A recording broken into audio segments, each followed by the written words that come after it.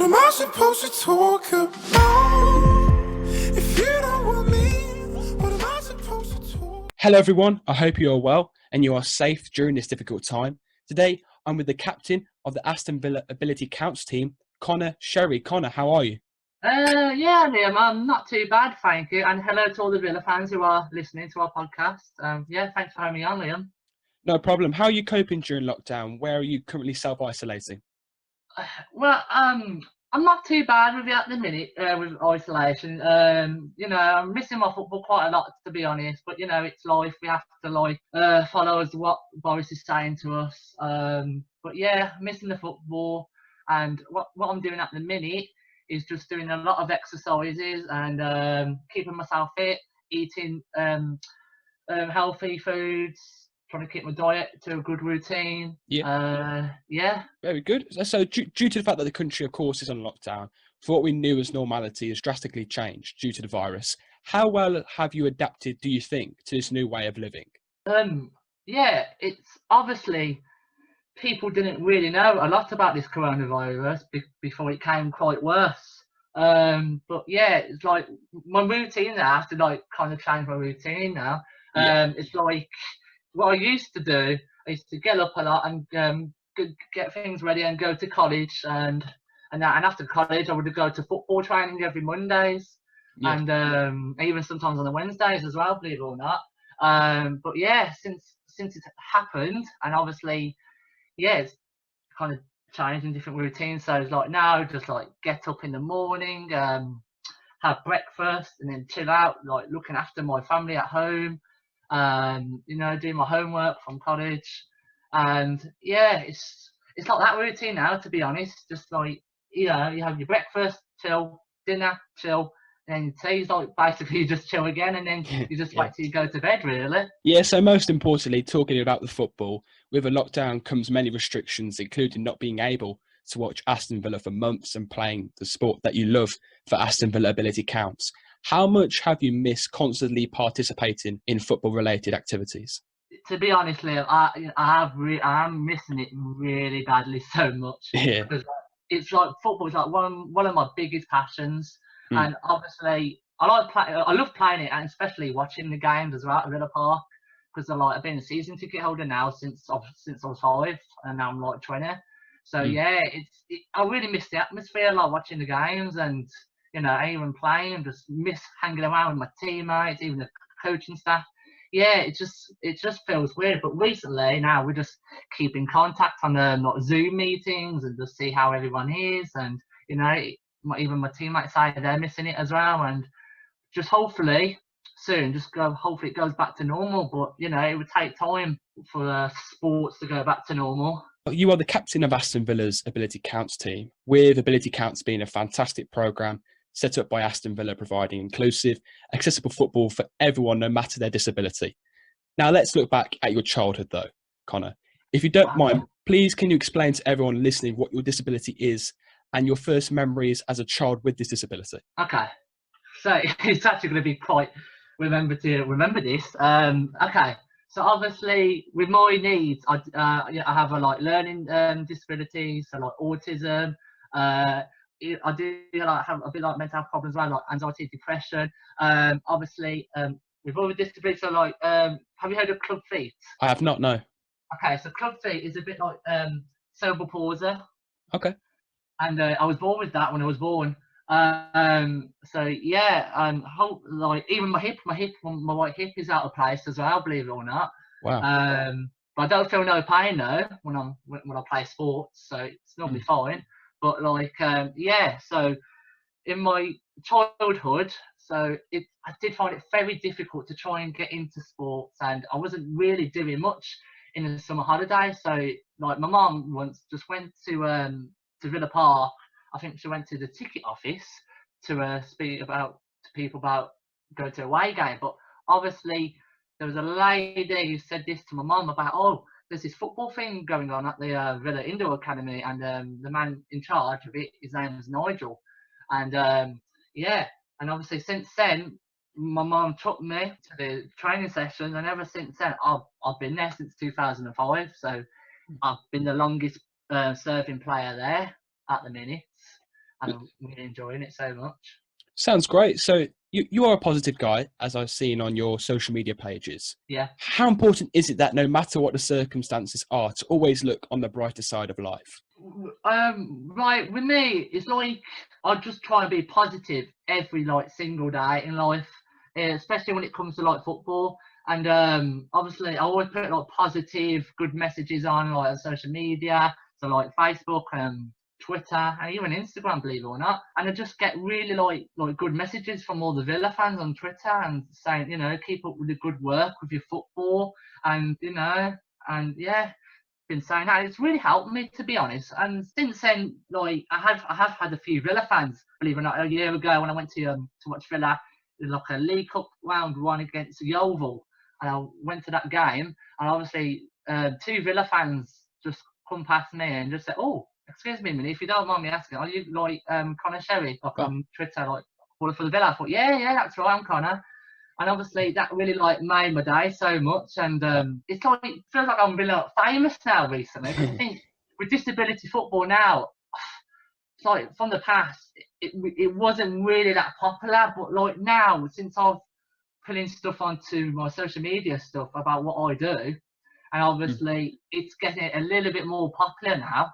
And it's really good. So, as well as your positivity from speaking to you on Messenger, it seems that you have a strong connection with your family, especially your parents. Which of your best strengths in terms of your characteristics do you believe that you have learned from them? I've definitely with my mum and my granddad. Obviously, they've been you look up to them, what they do. You just think to yourself, you know what?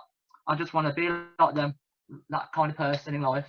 And obviously, they are the inspirationals from football, and that's how they started me playing football and watching football. And ever since then, I absolutely love it. But unfortunately, my granddad has passed away 5 or 6 years. I'm sorry to hear that. I'm sorry to hear that. No, it's fine. But obviously, he was my biggest idol, role models really in football. And it's just when I heard the news when he passed away, and it took me a good long time to actually try to be myself again, believe it or not. But I was thinking once, should I still play football or not? But obviously, in my head, a lot of people trying to talk to me and say, no, don't stop it, because you love your football, and you know what, your granddad's watching over you. And he would be so proud of me, and I know he's very proud of me anyway. No, I'm sure he'll be proud of you. I'm sure he will. So when we are young, we are naive, and we experience many new things, meet many new people, and sometimes are forced out of our comfort zones. Which is the best piece of advice from your parents or grandparents that they gave you, which allowed yourself to adapt to new environments easier? They just basically they just said to me, just be yourself, never be nasty. Always be positive, kind, friendly, polite, with your manners. And I've just been brought up very well, with my parents and that. And and that's the person who I am today. Now, your granddad was a Villa fan, but yeah. Where were you introduced to Aston Villa? Do you have any fond memories from your childhood regarding Villa? I think it was just since when I was 5 years old. My mum and my granddad took me to Villa Park for my first game, and I think it was Villa and Man United, if I remember. Okay. It was a long time, but I think it was that game when went to watch Villa Man United. And obviously, because with my special needs, and at the time I wasn't thinking properly in my head, and obviously I was quite severe with my needs when I was younger. But obviously I've improved now since I was young. But first memories of watching football was great, and that's how I started really playing and then watching football. From your first memories to in the recent years, after years of mediocrity, if you like, and relegation to the Championship, how much did you enjoy last season's promotion push? And what were your favourite moments from last season? There's a lot of good moments from when that season was out. I'm telling you. Yeah.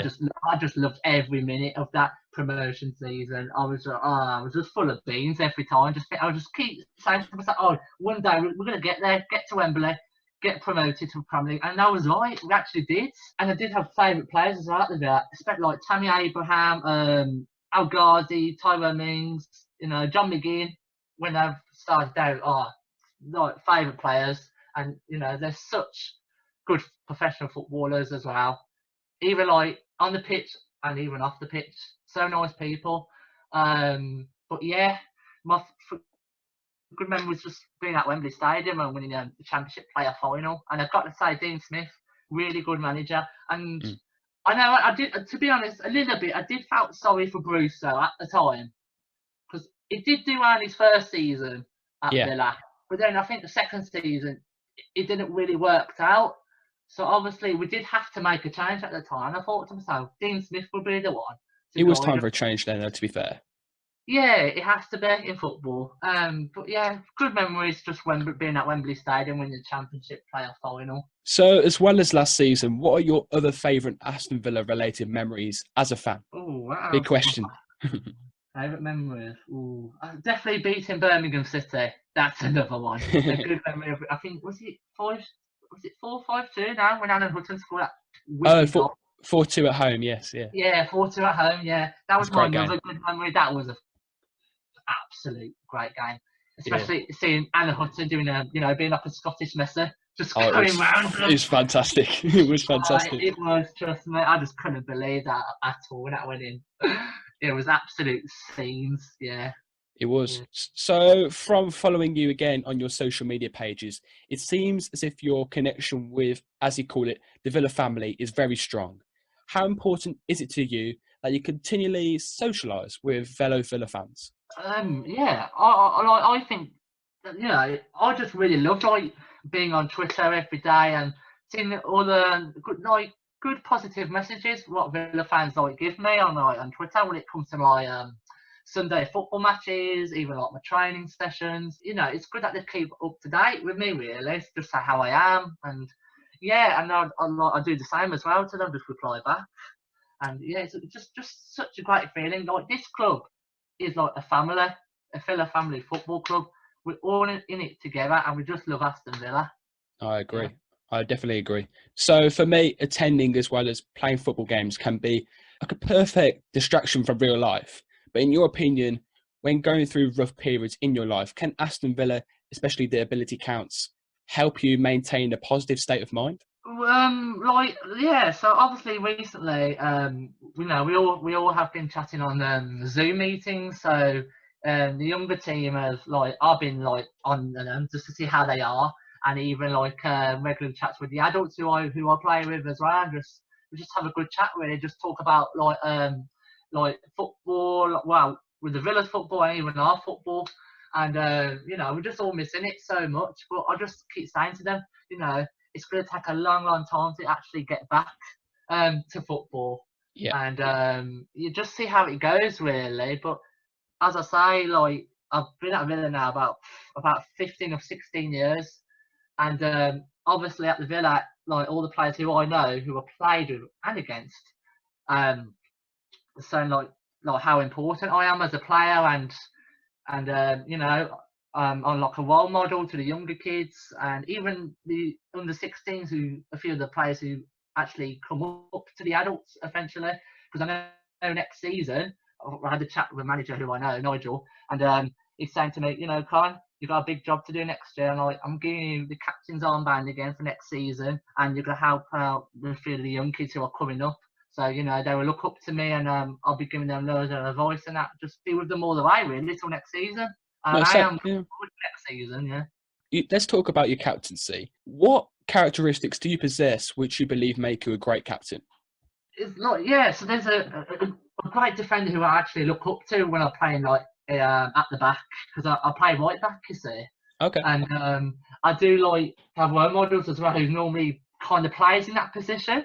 So obviously I know John Terry's not a right back, but obviously he's just such a great leader, John Terry. He has basically I just want to have the same qualities as him, and I do, because my coach believes me, and that's why he gives me the armband, because he knows I've got the same good qualities as John Terry. And all the players look up to me, and then I'll just give them those advice, and as well I will try to encourage everyone on the pitch. If I say to them, if the opposition players got the ball, we need to go straight at them straight away, because that's how you build up the good pressure there. Because if you do that and then we got the ball back, and then obviously we'd be closer to the opposition goal there, and that's how we create goals and assists. Of course, yeah. So there will be some people who are listening to this podcast who are unsure of what the Ability Counts team experience in terms of venues, opponents, and training. What would a normal week be like for a member of the Ability Counts team at Villa?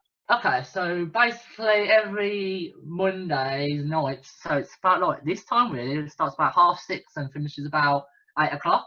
Okay. So it's like every like 2-hour football training sessions. So every Mondays and then sometimes on a Wednesdays. Yeah. And obviously it really improves my fitness when it's like a lot of football training, because it improves me as a footballer, even with my skills as well, to improve my mobility skills.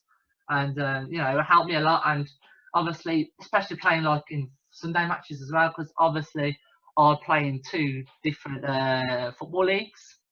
So obviously, one league is called Birmingham Ability Counts League, and they are normally based in Moseley Rugby Club, and they've got a big, massive AstroTurf pitch. So we normally play there every once a month on a Sunday is there. And then obviously a few months after on Sunday, we go to Portway Lifestyle Centre in Albury, and that's like really good AstroTurf pitches, and we play there as well. And that league is called Sandwell Inclusion League. And and in them 2 leagues, I think in the Birmingham Ability Counts League, we're like currently first. Wow. And table, and second is Birmingham City. So we're both on the same points, believe it or not. Wow. But they haven't decided yet to give the title to who, but hopefully they give it to us. I'm really hoping for that. And even at Portway, we normally have 2 different Villa teams. Even we have the girls team as well. And obviously, I think in that league, I think my team's about 4th or 5th place. So we're quite a good, brilliant squad. What are your favourite moments from being part of this programme? Favourite part would be when I first joined there. Definitely, it's actually changed my life, to be honest, since I first started there. Because it's helped me with my confidence, it's helped me with my mobility, and it's helped me with my kind of look like with my special needs as well, with my autism, and it just gets me out of my comfort zone. I speak to loads of people now, and especially I just love playing with my teammates, and it just puts a smile on my face. So whilst being part of this programme, you explained to me that you are the social media officer for every Aston Villa Ability Counts team. What exactly does this job entail? So recently, my coach Nigel, he actually did give me this job, because I remember coming into training and Nigel said to me, "Oh, Connor, is it off? I'll borrow you for a minute." And I said to him, "Am I in trouble?" I thought, no, kind of not. And I thought, okay. And I said to him, "Okay, what is it then?" And he said to me, "Currently, I'm going to give it a good big job, because I know you always put like positive stuff on social medias and that, and obviously like they all wanted me at the Villa to be like a social media officer. So obviously my job in that will be like taking pictures of football training sessions and even Sunday football matches if I get the chance though, because normally I play. But like as well, I have made a new music video, but I'm gonna post it to my social media to all the Villa fans will see. What is this music video about? Obviously, the video is just like pictures, and you just have music in the background. And Okay. obviously, for that, I took all the pictures of when a few of my mates was playing in Sunday matches with me on them as well. And then and recently there's just been a Villa Foundation's women's disability team as well. So obviously they had their own tournament recently before this coronavirus started, and obviously the 2 Villa girls done really well. They won the trophies, and obviously have to keep going with these tournaments for the women's. But obviously I just took those pictures on that day and just put them onto a music video, and to be honest, it looks really good from when I've done it. So it seems as if you really enjoy being a part of this programme. How long do you think you'll be a part of it, whether that is playing or being a social media officer? Believe it or not, my coach has said the same thing to me. But after that, I always say to him, I will never leave this club. I just love this club so much. And there's just fantastic people who I play with and train, and even the coaching staff. They're just all brilliant there. And obviously, I will never leave. And I think I would just stay there forever till I retire from football and just start probably like football coaching and then probably like social media stuff then. But yeah, I'm loving it so far, every minute. So finally, when normality resumes, what would you say to someone who wants to be part of the Ability Counts team program? I'd like with me. I do have loads of mates who are interested in football and they don't really have a football team. So I always say like message them. You know, do you want to join my football team? Because like we have a lot of good players at the club, and I know you will love it playing, especially like in Sunday matches. So I just say to them, you know, it's a good, happy environment. Everyone's nice there, and you will love it. And you just settle in straight away. We're just all like family at the Villa Ability Counts. So Connor, thank you very much for taking the time out to speak to me. I really appreciate it. No worries, Liam, and thank you for having me on as well. Thank you very much for listening. I hope you enjoyed episode 3 of On The Line here on the Total Villain YouTube channel. If you could like this video and subscribe to the channel, I'd really appreciate it. And hopefully I'll see you all again soon. What am I supposed to talk about?